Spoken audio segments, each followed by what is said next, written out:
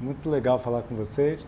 E a gente trouxe um pouco do conhecimento que a gente acumulou ao longo desses anos, que é para compartilhar, na verdade, entendeu? E a gente... a história que é 2004, Fernando Bosa. Eu e Fernando Bosa, a gente era do CTI da UFRJ. E o Fernando, naquela época, estava defendendo o doutorado, e eu entrei como aluno dele doutorado. E é o guru nosso de pesquisa, né? Aí o Fernando, naquela época, foi 2002, ele foi no INE, porque tinha um projeto de fazer um CTI no INE, que era um CTI de 4 leitos, um CTI pequeno que tem lá. E na época ele chegou num plantão no fundão, eu dava plantão junto com ele, ele chegou, alguns de vocês conhecem o Fernando Bosa, né? Ele chegou para o plantão com um monte de planta de arquiteto na mão, aqueles tubos grandes e tal, e claro que a gente estranhou aquilo, né? Aí eu perguntei para ele, o que é isso? Aí ele me mostrou lá e tal. Eu achei que aquilo ali que... Ah, Fernando, isso é coisa sua, assim, isso é maluquice, né? Aí ele falou assim, não, a gente vai para Fiocruz um dia e vou levar você comigo. Eu disse, não. E eu assim, sabe quando você ignora assim, não, viajou, estou aqui já no fundão, deixa aqui no fundão. E aí quando teve o concurso, ele me convenceu a fazer, eu estava bem na dúvida de ir, foi em novembro de 2006. Estava na dúvida de ir, porque, como o Hugo falou, a gente tem pouco recurso, a gente não tem sala cirúrgica lá. A gente tem um cirurgião que ajuda a gente quando tem alguns problemas mais graves assim, mas a gente tem que fazer muitas das coisas, né? Eu fiquei bem com medo, porque dentro do Hospital do Fundão eu estava protegido por todos os lados. Do plantão tinha tudo.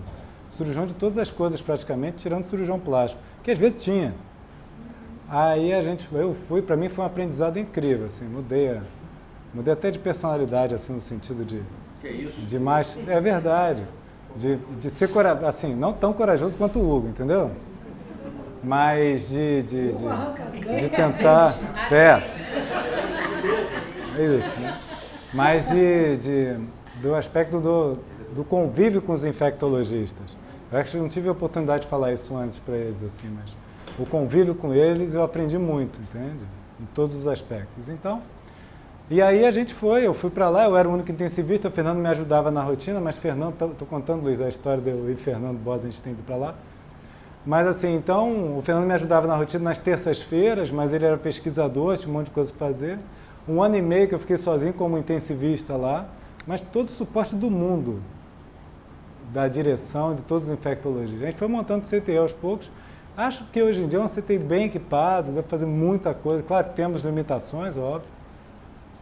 Dentro do serviço público sempre se tem, né? Mesmo serviço privado às vezes, mas a recepção que foi muito boa e a colaboração, então eu resolvi começar, isso estava no final, eu botei no início, que é o time, né?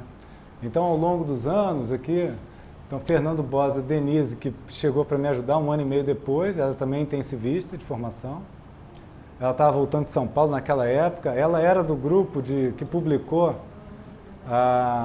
que a ventilação protetora nos doentes com SARA reduzia a mortalidade. Ela estava na USP naquela época, né?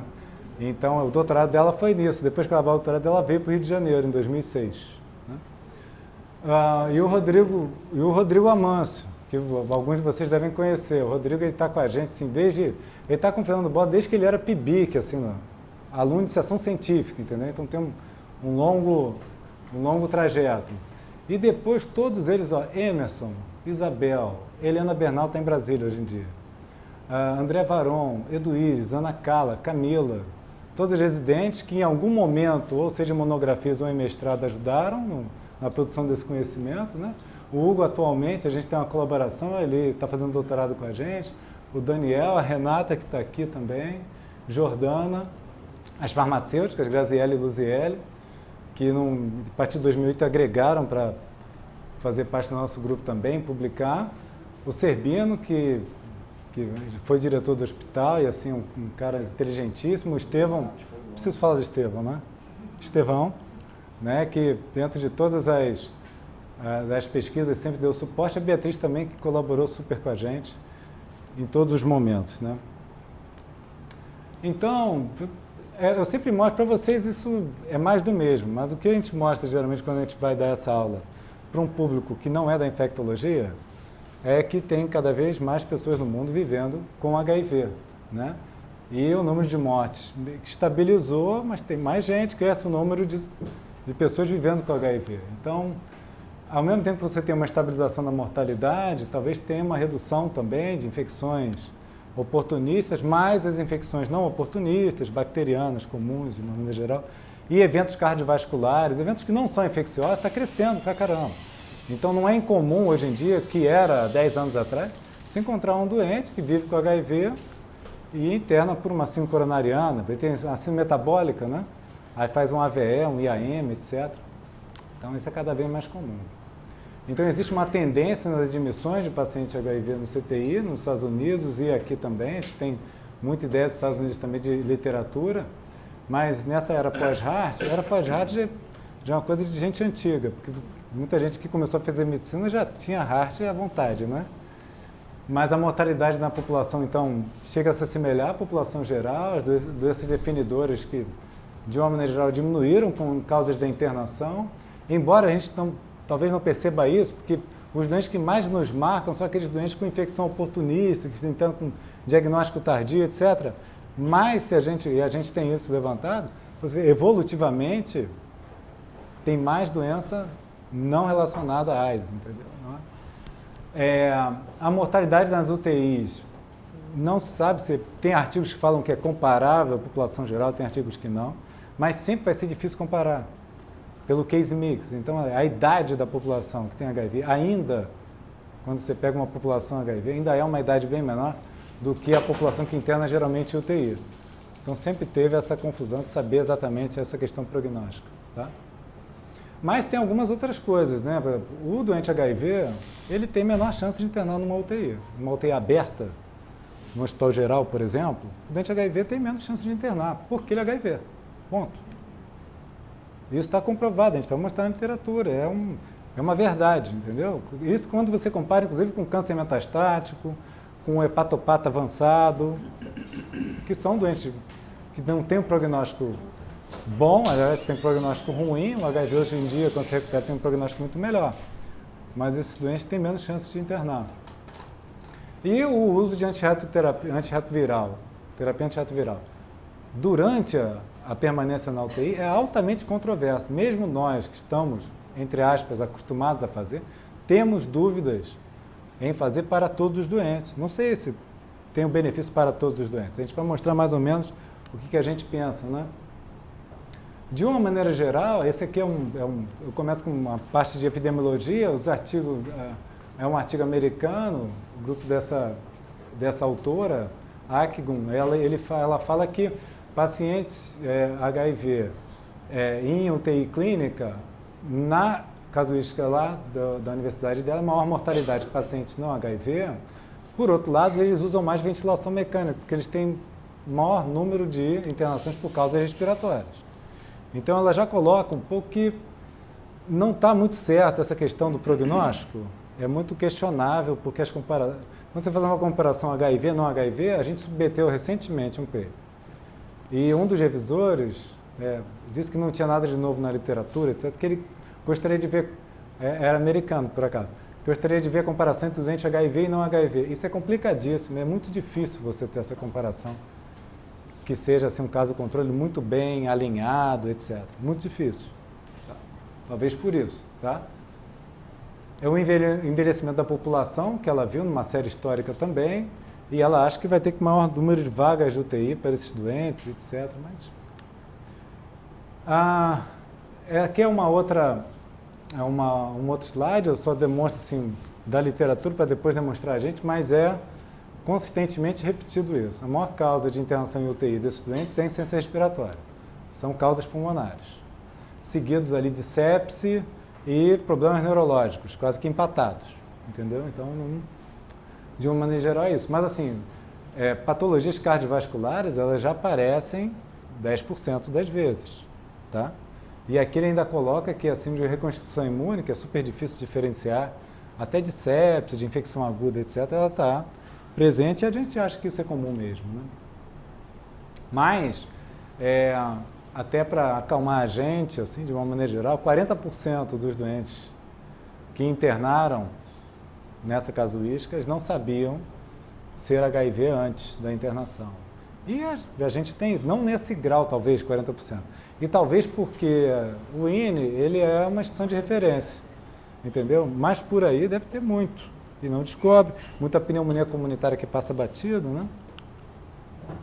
Na nossa casuística, ela se repete ao longo dos anos, que é 30% dos doentes com insuficiência respiratória aguda, 20% sepse não pulmonar e 20% causas neurológicas. E depois uma miscelânea, tem muitas coisas misturadas também. Então, só para mostrar, aqui foi uma casuística de 3 anos, demonstrando exatamente isso, tá?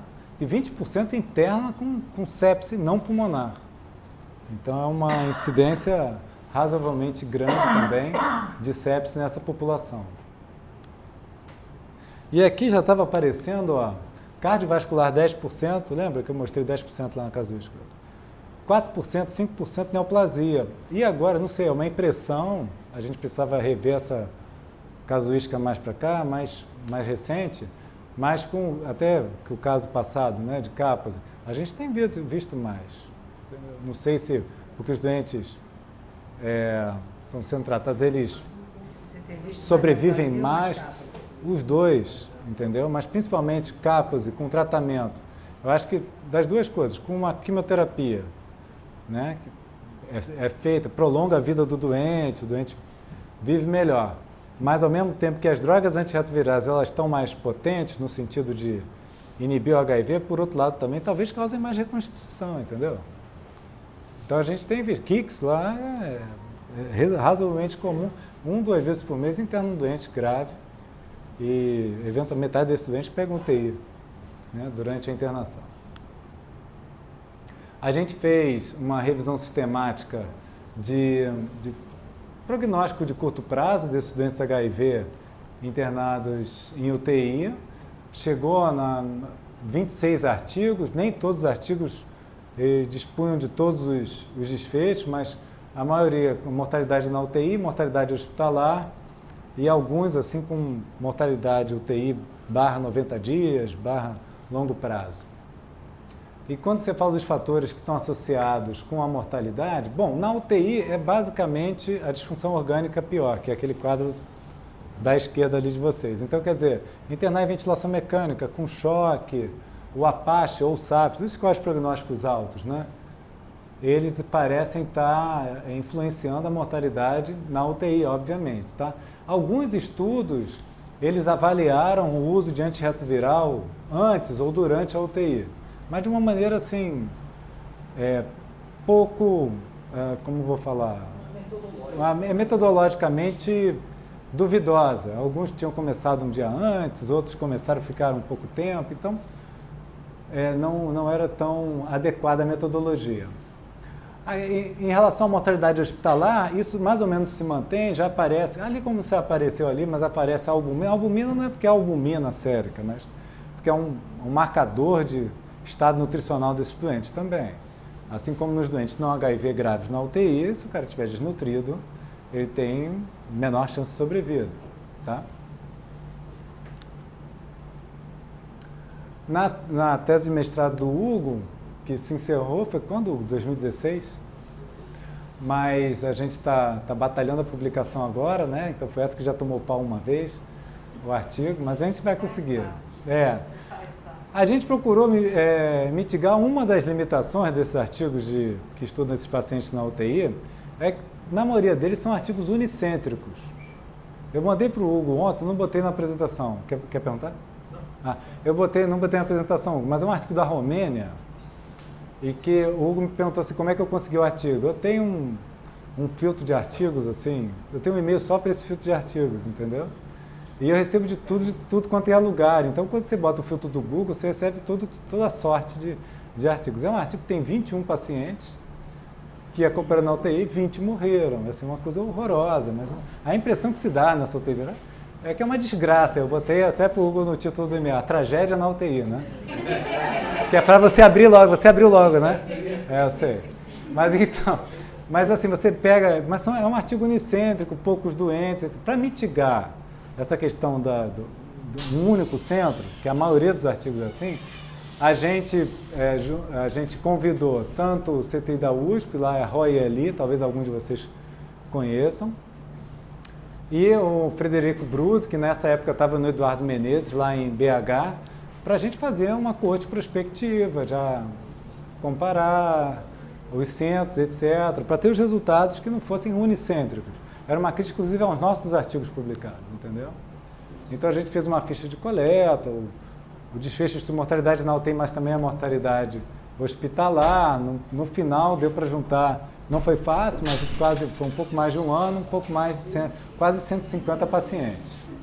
Mas no final das contas, quer dizer, quando você avalia todos os fatores prognósticos desses 3 lugares, e eu acho que não existia muita diferença de causa de internação nos lugares, de mortalidade, de fatores prognósticos pelos lugares, era tudo muito parecia uniforme, mas o que se associou com a mortalidade hospitalar, no final das contas, foi se o paciente ia para a UTI e tinha mais de 3 dias de internação hospitalar, talvez indicando que ele foi para a UTI tardiamente. A gente já comentou aqui um pouco sobre... são hospitais de doenças infecciosas, especialidade, doenças infecciosas. Mas o atraso no reconhecimento do doente que ficou grave ou está ficando grave, vai para a UTI, parece ser um fator. O odds ratio era maior que 3, né? O performance status também, ele influencia, né? O performance status prévio do doente, capacidade funcional, a presença de coma e de sepse, quase na mesma proporção, tá? E quando a gente conseguiu analisar, tirando alguns doentes, mas conseguiu analisar a mortalidade em 90 dias, que eu acho que é um pulo, porque pouquíssimo lugar tem mortalidade mais prolongada desse doente. A mortalidade em 90 dias, a presença de coma ou sepse no início, e nisso a gente analisou se o paciente, o CD4 do doente, se ele tomava antirretroviral, como é que era a carga viral. No final das contas, parece que nos primeiros 3 meses, de 1 a 3 meses, o que interessa é a doença aguda. É o estado crítico do doente que ele chega. O performance status parece ser importante também. Mas isso deixa uma mensagem clara que esse é um doente para ser tratado como qualquer outro doente grave. O doente com câncer que chega com choque, coma, sepse, não é? Ele é grave. Tem mais chance. O doente chega com cirrose hepática, mesmo DPOC. Então, assim, isso desmistifica, talvez a gente ajude a desmistificar um pouco a questão que, não, o CD4 do doente é muito baixo, esse doente está desnutrido. Não, o que influencia é a doença aguda, né, de maneira importante. É claro, assim, eu acho que tem suas peculiaridades? Tem, mas isso não pode ser um limite à internação dele, ao cuidado dele. Não pode ser um impedimento. Na questão da sepse, que também está muito ligada à UTI, essa é uma casuística já antiga, né, do pessoal de São Francisco, mas que talvez das causas de internação, a que tem aumentado mais nas últimas 2, 3 décadas, é a sepse. A sepse tem aumentado a incidência, talvez porque esteja sendo mais reconhecida também. Tá? Quando você fala da prevalência de HIV nos doentes, aqueles grandes estudos de epidemiologia de sepse, de diferentes países, etc., a HIV estava presente desde 0 doentes, como esse aqui da Turquia, até 5%, 6% dos doentes nessas casuísticas grandes epidemiológicas de sepse. E aqui é um artigo também, já um pouco antigo, mas foi publicado em 2005, mas é uma casuística no final da década de 90, americana, 6 estados americanos, e eles pegaram todas as contas hospitalares dos doentes que tinham sepse, estava codificado sepse. E sepse com neoplasia metastática, diabetes, doença cardiovascular, doença hepática avançada. E aqui está, pegando o HIV como de odds ratio, é a chance dele internar na UTI. Tá? Então, quer dizer, A chance do paciente HIV internado com sepse, ela ter internado na UTI era menor significativamente que neoplasia, diabetes, doença cardiovascular. Agora, doença hepática avançada ou câncer metastático, nesse mesmo estudo, eles tiveram uma mortalidade maior, quem foi para a UTI teve uma mortalidade maior do que quem tinha HIV sepse. E mesmo assim ele é preterido. Mas é uma realidade. Assim, então, o objetivo desse autor aqui é demonstrar, olha, isso é verdadeiro, tá? Não é só um achismo. Mas a gente sabe de toda a carga que você tem de preconceito mesmo, de social que você tem na doença e em outras doenças, eventualmente, né, que tem mais um câncer metastático, por exemplo. Todo mundo sente pena, obviamente, entendeu? Você eventualmente solidariza com a pessoa, mas no HIV o doente fica um pouco isolado, a rede social dele é muito limitada. Isso influencia a UTI. Então, quer dizer, não é uma coisa assim, a UTI é o tipo de estudo que até, se você não fizer com uma população muito grande, fizer 100 doentes aqui e acolá, acha uma diferença, pronto, isso aí determina que agora está na moda, fake news, né? Aí vai uma fake news. Bom, a gente também viu que a sepse, isso é um estudo que fez parte da minha tese, depois da do Rodrigo, na continuação, na qual a sobrevida em quem tinha sepse durante a internação na UTI, ou na chegada ou durante a internação na UTI. Isso numa coorte de quase 100 doentes. A metade teve sepse, ou na chegada ou durante. E isso marcava muito a chance de sobrevida dele em 1 mês e em 6 meses. É claro que dá para ver que aqui a gente fez até 1 ano, mas era muito estável depois de 6 meses. Poderia até cortar em 90 dias, talvez. Por isso a ideia de cortar em 90 dias na tua tese. Mas então, você vê que o doente verdadeiramente, o primeiro, segundo mês é onde há uma definição do prognóstico, né? Aí eu vou falar muito rapidamente, aí é um caso, 33 anos, aqui também, quando eu dou essa aula para quem não é infectologista, se assusta um pouco, porque no final das contas é uma pneumonia com abscesso pulmonar e que chega com choque séptico. Choque séptico mesmo, ciência renal, disfunção hematológica, etc. E quando chegou, tinha um raio-x que não parecia nada demais, a gente não tinha como tomografar o doente, fez um ultrassom, aí tinha uma cavitação, era um abscesso. E no final das contas era um doente com rodococose, um choque séptico por rodococcus equi. Aí isolou tanto no sangue quanto no lavado broncoalveolar.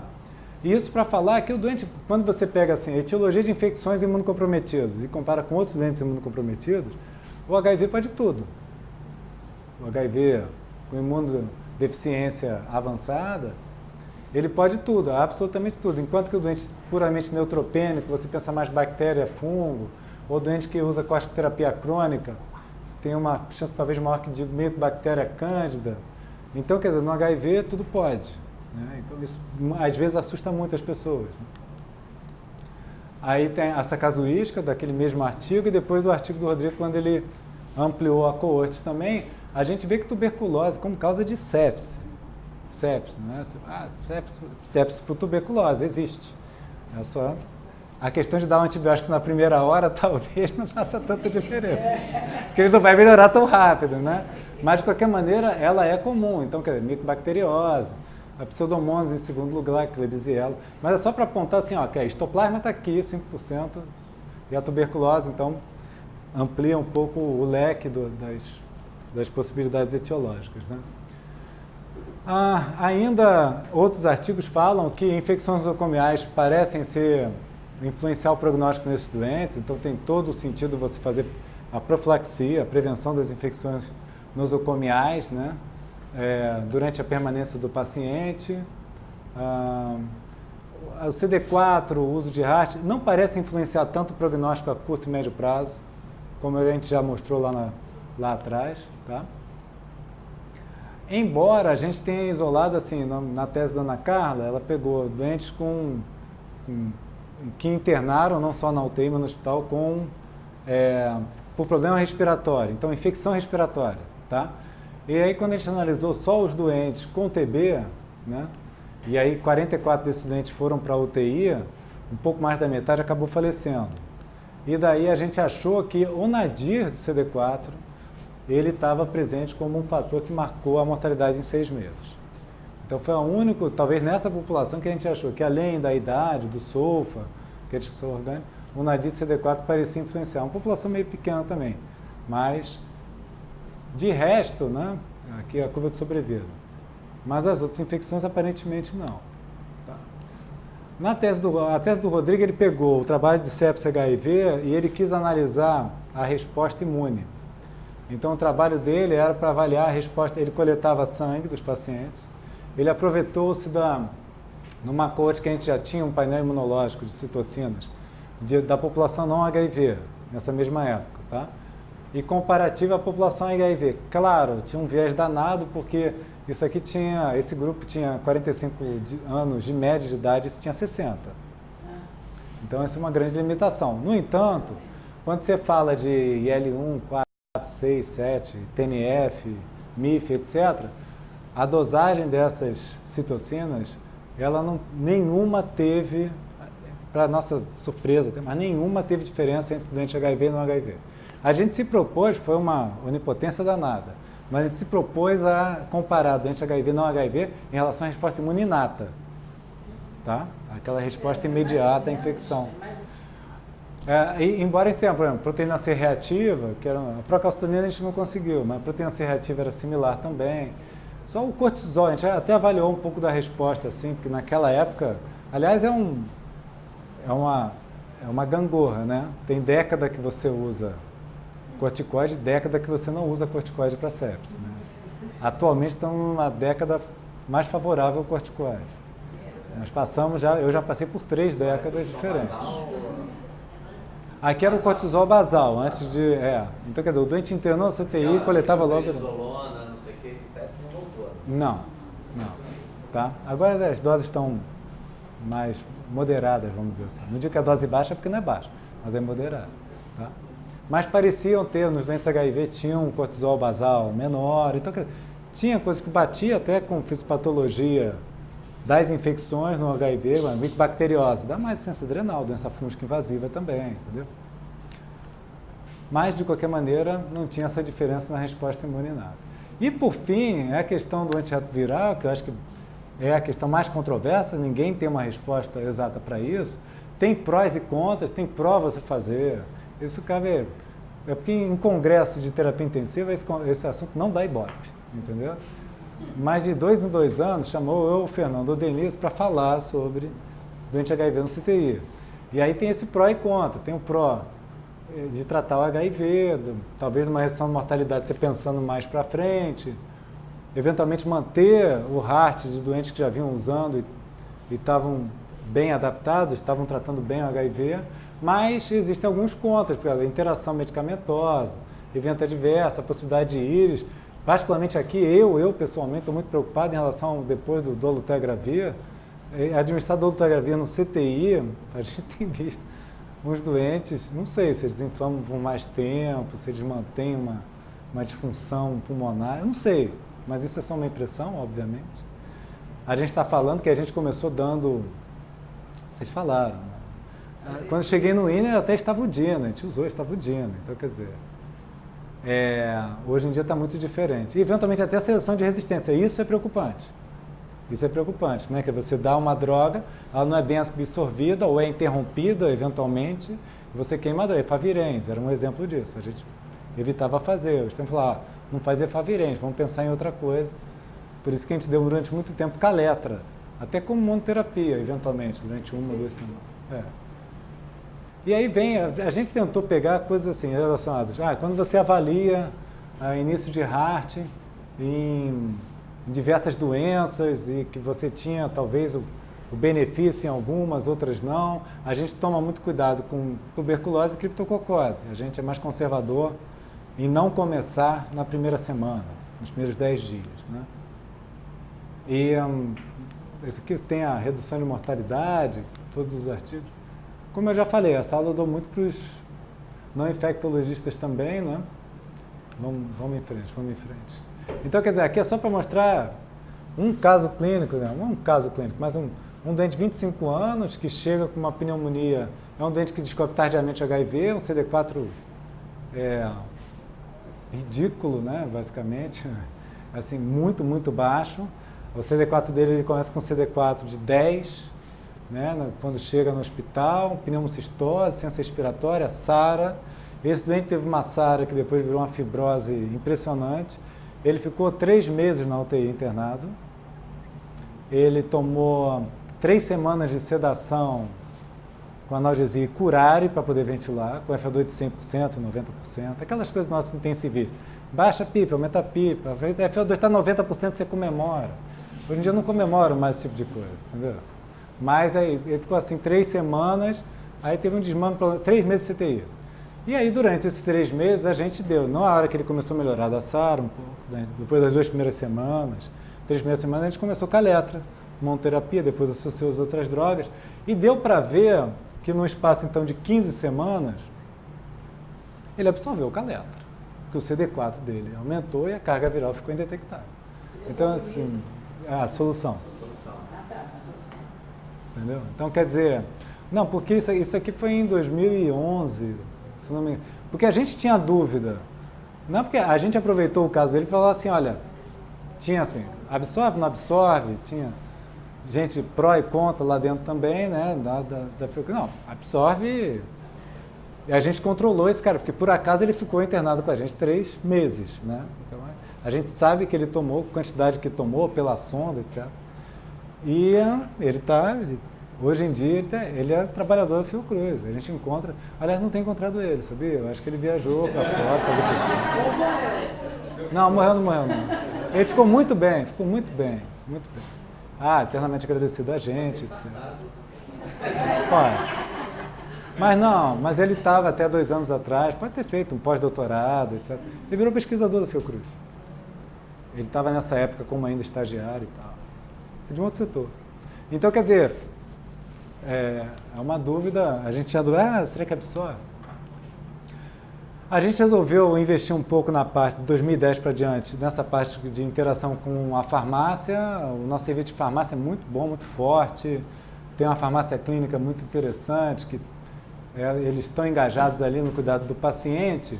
E a Graziele e a Luziele, elas resolveram estudar, assim, de 40 pacientes internados, elas pegaram 3 prescrições de cada paciente, aqui tinha que ter ficado mais de 7 dias na UTI. Eliminaram um monte de gente que ou morreu precocemente ou teve alta logo. E aí eles analisando uma prescrição por semana, no mínimo 3 prescrições, eles analisavam todo tipo de possível interação medicamentosa, tá? E chegaram a conseguir avaliar alguns eventos adversos. E é uma verdadeira loucura, na hora que se você fosse se guiar assim, porque pode haver interação medicamentosa, não vou dar antirretroviral, você fica meio doido, porque a possibilidade de interação com benzodiazepínico, com opioide, com diversas drogas que você usa comumente na UTI, é muito comum, entendeu? Embora a taxa de evento adverso tenha sido razoavelmente baixa, tá? Então, 9% procurando no Micromedics e analisando as prescrições juntamente ao prontuário, deu para ver que, assim, 9 eventos adversos, né, 9% dos pacientes tiveram eventos adversos comprovadamente, entendeu? Analisando farmaceuticamente. E a maioria dessas interações com eventos adversos eram entre antibióticos, anticonvulsivantes e sedativos. Te digo até que anticonvulsivante é particularmente, assim como é ambulatorialmente, anticonvulsivante complica muito a vida na hora de escolher antirretroviral, inclusive na UTI. Então, acho que era o maior limitante. Tá? O que mais? Você quer uma repetição? Que direção ia na interação com o anticonvulsivante? Não funcionar o anticonvulsivante ou ter efeito... Na verdade era eventualmente reduzir, por exemplo, rifampicina, que é indutor, mas é tuberculostático. Induzir a redução do nível do anticonvulsivante, ou você aumentar o nível de ritonavir é uma loucura, né? Você faz, a gente dá a caletra, então você poderia reduzir, e o ritonavir também, você tem que dobrar a dose, então é particularmente complicado. Um dos eventos, nesses 9% de pacientes que tiveram evento adverso, o segundo mais comum foi a crise convulsiva. E não era à toa que foram pacientes, a maioria eram pacientes que estavam tomando anticonvulsivantes, teoricamente na dose correta para eles. Entre 98 e 2004, a época que eu ainda estava no fundão e a gente fazia muita parte de transplante, né, órgãos sólidos, etc. A gente dosava uma série de medicações e praticamente todos os doentes tinham que ajustar, principalmente no CTI, né? Anticonvulsivantes, antibióticos, aminoglicosídeos, vancomicina. A gente dosava um bando de coisas, e imunossupressores, né, tacrolimus. É absolutamente necessário dosar, senão você fica um voo cego, né? Bom, tem a questão da reconstituição imune, vocês sabem muito bem, então, para criptotuberculose, provavelmente para o Kaposi, que interna também, tem KICS, é preocupante o uso de antirretroviral durante um estado inflamatório importante. Acho que a gente tem muita dúvida qual o momento de iniciar, né? Tem a questão da íris, eu acho que não é tão incomum assim, eu acho que na UTI pode até ser mais comum, mas não tem nada de literatura que relaciona isso. Dentro da UTI, exclusivamente, não tem. Um doente grave, crítico, não tem, né? E aí tem o final, quer dizer, o que a gente faz? Eu tentei botar de uma maneira prática, porque eu perguntei isso pro Wagner, que é o nosso farmacêutico, que faz round com a gente na UTI 2, 3 vezes por semana. Eu falei assim, como é que a gente avalia? Então, quer dizer, o quão grave está o paciente? O paciente está muito grave ainda, aquele doente acidótico, chocado e tal, eu não vou fazer para ele. Isso não tem sentido, entendeu? Não tem sentido. Até porque a gente sabe que o prognóstico dele a curto prazo não é se eu dei antirretroviral ou não, né? Não é essa a questão. Por que motivo o paciente foi admitido? Isso influencia, principalmente as infecções oportunistas, né? Principalmente criptotuberculose. O paciente tem condição de receber droga interal? É uma dúvida. Principalmente quando você fala quais são os riscos de interações entre as diversas drogas que o doente precisa. Porque, eventualmente, é o próprio farmacêutico que fala assim, porque tem uma interação muito importante entre essa e essa droga, você vai continuar? Sim ou não, né? E é claro que o doente dá na UTI com disfunção múltipla orgânica, ele pode ter disfunção renal e hepática, que eventualmente também complica alguma escolha. Algumas drogas, né? Antirretroviral nem tanto, mas algumas drogas sim. O Kaletra, particularmente, ele é interessante, por conta que ele já foi usado e a tese do Estevão, lá de doutorado, é isso, Kaletra monoterapia. Então, é possível no doente grave e a gente monitoriza quanto o seguinte, a maior parte dos doentes graves, quando usam opioide, eles ficam constipados. O doente com Kaletra, ele tem diarreia. Então, quando você dá Kaletra e o doente está grave, ele fica normal ou tem diarreia. Isso é um sinal que está tomando Kaletra. Não estou dizendo que está absorvendo, entendeu? Mas assim, de alguma maneira, isso é prático, né? De cunho prático. Ao mesmo tempo que a gente tem a comprovação que agora a Kaletra solução não está tendo mais, isso é um problema, né? Solução? A solução. A gente não tem conseguido o fornecimento. Não, tem sim. Lá no INE teve problema de fornecimento. Mas, de qualquer maneira, assim, é uma boa escolha de droga para a gente. E não influencia tanto a parte renal, a parte hepática, talvez não seja tão limitante para esse tipo de droga, entendeu? A gente fez o Hugo, né, ele cismou, ele conseguiu fazer uma revisão sistemática sobre o uso de antirretroviral na UTI, e foi com meta-análise. Foi interessante porque, embora a heterogeneidade seja impressionante nesses estudos, né, Hugo, assim, muito diferentes um para o outro, mas o resultado final, é porque o intervalo de confiança é grande, 0,3 a 0,9. Mas deu um resultado final no odds rate de 0,53 para o uso do antirretroviral, favorecendo. A gente nunca vai saber, até porque os estudos são observacionais na maior parte das vezes e unicêntricos, a gente nunca vai saber ao certo se os doentes que receberam, eles tinham mais condições de receber o antirretroviral, porque talvez estivessem um pouco menos graves. Então essa é uma crítica, é uma limitação. Mas como qualquer revisão sistemática com meta-análise em estudos heterogêneos, mas isso coloca uma dúvida, né? Isso coloca uma dúvida dentro que só será realmente desvendada na hora que tiver uma possibilidade de fazer um RCT em relação a isso, né? Mas que é totalmente aceitável fazer um RCT. Isso não é um resultado super empolgante. Ele tem que ser visto com bastante cautela, né? na revisão sistemática a gente notou essa heterogeneidade. E tem essa percepção, talvez, dos doentes terem recebido, porque eles ou eles não estavam tão graves no início, ou eles sobreviveram à parte mais grave da internação. Porque, inclusive, durante a permanência na UTI, não existia muita certeza de quando começava o antirretroviral. Entendeu? Essa é uma questão. Então, acho que alguma coisa que seja mais estruturada metodologicamente é necessário para você dizer, olha, deve começar, não digo nem não tem, mas durante a mesma internação, que nem para pancreatite, todo mundo sabe que o doente com pancreatite aguda biliar, ele tem que sair do hospital com colestectomia, não precisa ser na primeira semana, mas tem que ser logo antes dele sair, porque senão tem chance de recorrer, é importante. Então, talvez isso, quer dizer, na hora que o doente melhora e tal, ganha condições, 3 dias sem choque, não é? Vai receber antirretroviral, exceto condições de tuberculose, gripe, alguma coisa estruturada para você administrar e que seja um RCT. Difícil fazer, não é fácil. Bom, resumidamente, eu acho que o que a gente costuma analisar? Eu vou começar por aqui, quer dizer, nos pacientes que têm controle virológico e por acaso interno na UTI, por qualquer razão, a nossa tendência é manter, porque não é o time que está dando certo, né? Não, desculpe, não é o time que está dando certo. Mas assim, está dando certo, não tem razão de você trocar ou suspender. Isso é óbvio, né? Então aqui eu acho que não tem muita dúvida. No paciente que nunca teve exposição a antirretroviral, aquela paciente com diagnóstico tardio, etc., esse é um paciente que a gente tende a iniciar, não digo só na UTI, durante a internação hospitalar, porque a gente acha que pode ter benefícios a médio, longo prazo, né? E a gente tem muita dúvida, aí aqui é muito discutido, é o doente de baixa adesão ou onde você tem resistência. Que nesse, parece que você agrega mais risco do que benefício.